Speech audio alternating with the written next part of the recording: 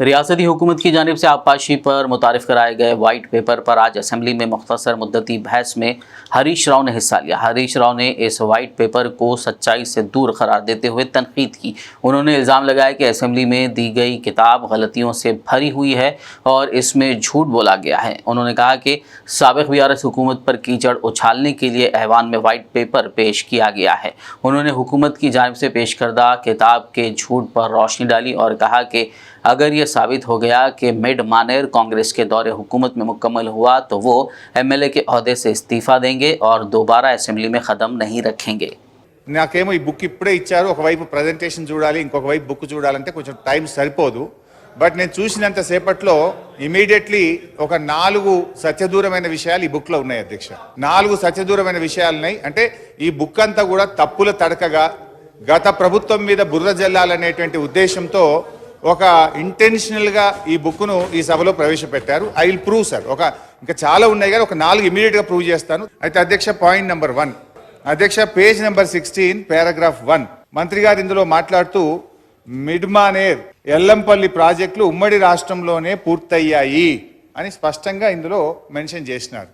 But the fact is Mid Manair project అనేటువంటిది అధ్యక్ష, నేను ఆ రోజు 2014లో నీటిపారుదల శాఖ మంత్రిగా పదవీ బాధ్యతలు చేపట్టిన నాటికి మిడ్మానేర్లో 2014లో నేను పదవీ బాధ్యతలు చేపట్టే నాటికి మిడ్మానేర్లో జరిగిన వాల్యూ ఆఫ్ వర్క్స్ 106 కోట్లు. ఆ తర్వాత మా ప్రభుత్వం అధికారంలోకి వచ్చిన తర్వాత 775 కోట్ల రూపాయలు ఖర్చు పెట్టి 3 ఏళ్ల తర్వాత మిడ్మానేర్ ప్రాజెక్టును పూర్తి చేయడం జరిగింది. అంటే ఇంత పచ్చిగా సత్యదూరమైనటువంటి విషయాలను మా ప్రభుత్వంలో పూర్తి చేశారని చెప్పారు. This is false number 1. ఇకపోతే అధ్యక్ష, రెండో విషయానికి వస్తే, ఇందాక నేను అదే ఛాలెంజ్ చేసిన, ఒకవేళ మిడ్మానేర్ కానీ మీ సమైక్య రాష్ట్రంలో మీ కాంగ్రెస్ పాలనలో పూర్తయి ఉంటే నేను ఎమ్మెల్యేగా రాజీనామా చేసి మళ్ళీ ఈ సభలో అడుగు పెట్టను అని కూడా ఛాలెంజ్ చేసిన నేను. సో అదే సందర్భంలో నేను మిమ్మల్ని మైక్ అడిగితే మీరు నాకు ఇవ్వలేదు. సో ఇంత పచ్చి అబద్ధాలు మాట్లాడకూడదు. Point number 1.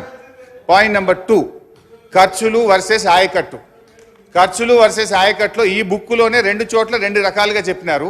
అసలు విషయం ఇంకా వేరే ఉంది. బట్ ఈ బుక్లోనే 2 చోట్ల 2 రకాలు చెప్పారు. పేజ్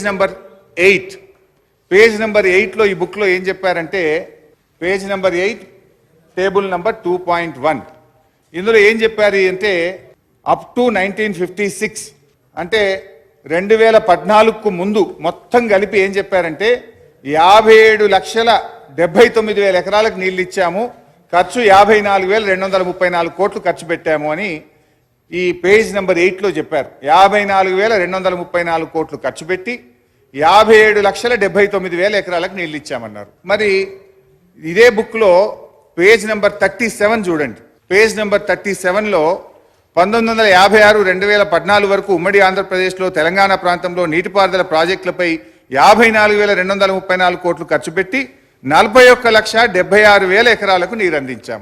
ఇక్కడనేమో 41 లక్ష చెప్పారు, ఇక్కడనేమో 57,79,000 ఎకరాలకు నీళ్లు అందించామని ఒక పుస్తకంలో 2 ఫిగర్లు, డిఫరెంట్ ఫిగర్స్ కోట్ చేసినారు. మంచిగా దొరికింది ఏంటంటే, అక్కడ ఖర్చు 54,234 కోట్లు పెట్టినరు, ఇక్కడ ఖర్చు 54,234 కోట్లు పెట్టినరు. అంటే నిజాం కంటే ముందు అయిన ఖర్చు కూడా మీరు లెక్క పెట్టినరు. ఇలా అంటే ఖర్చు ఏమో సేమ్ పెట్టినరు, ఆయకట్టు అక్కడో తీరుగా ఇక్కడో తీరుగా చూపించారు. ఇది రెండవ తప్పు అధ్యక్ష. అంటే బేసికల్లీ వీళ్ళు ఏంటంటే, ఇప్పటి ప్రభుత్వం ఏదో బాగా ఖర్చు పెట్టింది, ఆయకట్టు తక్కువ వచ్చిందని లెక్కలలో ఒక తప్పుడుగా ప్రజలకు చూపించేటువంటి ప్రయత్నంలో చేసినటువంటి ఒక కుస్తీ ఇది. మూడవది వచ్చే అధ్యక్ష, Rayalaseema lift page number 11 Rayalaseema lift గురించి ఇందులో ఏం మాట్లాడారంటే అధ్యక్ష, నేను చదివి వినిపిస్తా. రాయలసీమ లిఫ్ట్ ఇరిగేషన్ ప్రాజెక్టు టెండర్ల ప్రక్రియ పూర్తయ్యే వరకు అప్పటి ప్రభుత్వం కేంద్రానికి ఫిర్యాదు చేయలేదు. ఇంత స్పష్టంగా ఇట్లా చేయకూడదు అధ్యక్ష. ఒక గవర్నమెంట్ ఒక డాక్యుమెంట్ ఒక అసెంబ్లీలో పెట్టేప్పుడు మొన్న కూడా దీని మీద డిస్కషన్ వారం రోజుల క్రితం అయింది. అన్ని ఆధారాలతో సహా నేను ఈ సభలో మాట్లాడాను. అయినా మళ్ళీ ఇక్కడ అదే రాశారు. ఇక్కడ దీని గురించి అధ్యక్ష, అసలు ఈ లిఫ్ట్ జీవో వచ్చింది 5/5/2020. ఈ జీవో రాకముందే పత్రికల్లో వచ్చిన వార్త ఆధారంగా 29 జనవరి 2020 నాడే మేము కేంద్ర ప్రభుత్వానికి ఫిర్యాదు చేశాం. నంబర్ 1.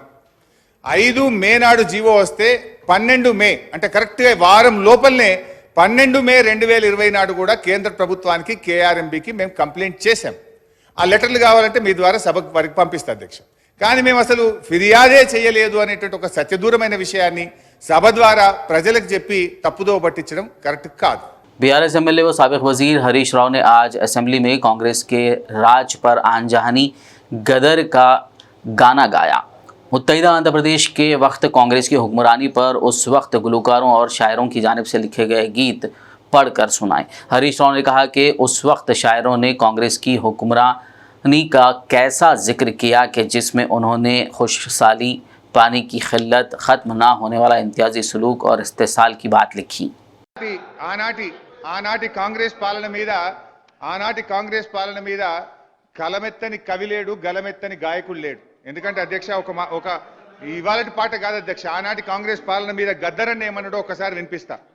కాంగ్రెస్ పాలనలో రన్నా మన కన్నీళ్లే మిగిలాయో రన్నా, గోదావరి తల్లి గొల్లుమని ఏడ్చింది, కృష్ణమ్మ తల్లిరా కన్నీళ్లు రాల్చింది, సింగరేణి తల్లి సిన్నబోయింది, 610 జీవోనేమో జీరో అయిందని ఆనాడు కాంగ్రెస్ పాలన మీద ప్రజా యుద్ధ నౌక గద్దరన్న చెప్పిన మాట అధ్యక్ష. అందశ్రీ గారు ఉత్తరాన గోదావరి ఉప్పొంగి ఉరకనేమి, దక్షిణాన కృష్ణమ్మ దర్జాగా పారనేమి, నీళ్లు లేక నోళ్లు తెరిచిన వీళ్లను చూడు, మా పల్లెలన్నీ బోసిబోగా తల్లడిల్లుతున్న తల్లి చూడు తెలంగాణ చుక్క నీళ్లు దేదేన దాన, మా గోడు తెలంగాణ బతుకు పాడైన దాన అని అందశ్రీ గారు ఆనాటి కాంగ్రెస్ పాలన మీద రాసిన పాట అధ్యక్ష. మరో కవి జయరాజు గారు అధ్యక్ష, వానమ్మ వానమ్మ ఒక్కసారన్న వచ్చిపోవనమ్మా, చేలల్ల నీళ్లు లేవు చెల్కల్ల నీళ్లు లేవు, నిన్ను నమ్మిన రైతు కళ్ళల్ల నీళ్లు లేవు అని చెప్పి మన జయరాజ్ గారు ప్రముఖ కవి ఆనాటి కాంగ్రెస్ పాలన మీద రాశారు అధ్యక్ష. అయితే అధ్యక్ష మరి ఈ రోజు एग्जैक्ट टूर्स एंड ट्रैवल्स हज उम्रा ग्रुप पेश करते हैं लो बजट और बेहतरीन सहूलतों के साथ उम्रा की सआदत का मौका।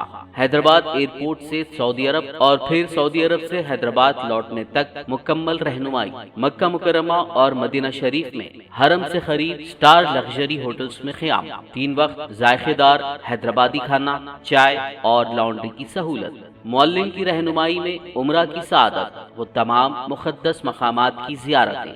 उम्रा पैकेज की तफसीलात और बुकिंग के लिए फौरी रब्त करें।